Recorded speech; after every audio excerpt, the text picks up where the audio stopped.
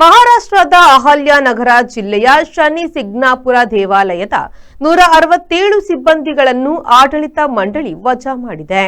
ಆಲಯದ ಶಿಸ್ತು ಮತ್ತು ನಿಯಮಾವಳಿ ಉಲ್ಲಂಘನೆಗಾಗಿ ವಜಾ ಮಾಡಲಾಗಿದೆಯೇ ಹೊರತು ಧರ್ಮದ ಆಧಾರದಲ್ಲಿ ವಜಾ ಮಾಡಲಾಯಿತು ಎಂದು ಆಡಳಿತದ ಅಧಿಕಾರಿಗಳು ತಿಳಿಸಿದ್ದಾರೆ. ಆದರೆ ವಜಾ ಆದ 167 ಮಂದಿಯಲ್ಲಿ ಬಹುತೇಕರು ಎಂದರೆ 114 ಮಂದಿ ಮುಸ್ಲಿಮರು. ಒಟ್ಟು ಸಿಬ್ಬಂದಿಯಲ್ಲಿ ಎಲ್ಲ ಮುಸ್ಲಿಮರನ್ನ ಮತ್ತು ಕೆಲವು ಇತರರನ್ನ ವಜಾ ಮಾಡಲಾಗಿದೆ.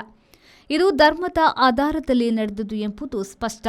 ಧರ್ಮದ ಆಧಾರದಲ್ಲಿ ಸಿಬ್ಬಂದಿ ವಜಾ ಮಾಡುವುದು ನಾಗರಿಕ ಹಕ್ಕುಗಳ ಉಲ್ಲಂಘನೆ ಎಂದು ಸಮಾಜವಾದಿ ಪಕ್ಷದ ಶಾಸಕ ರಯೀಸ್ ಶೇಖ್ ಹೇಳಿದ್ದಾರೆ.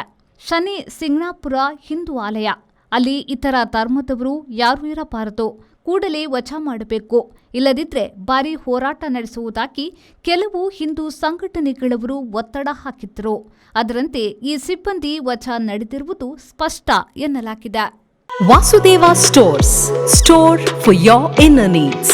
Visit us to find trendy innerwear from major brands.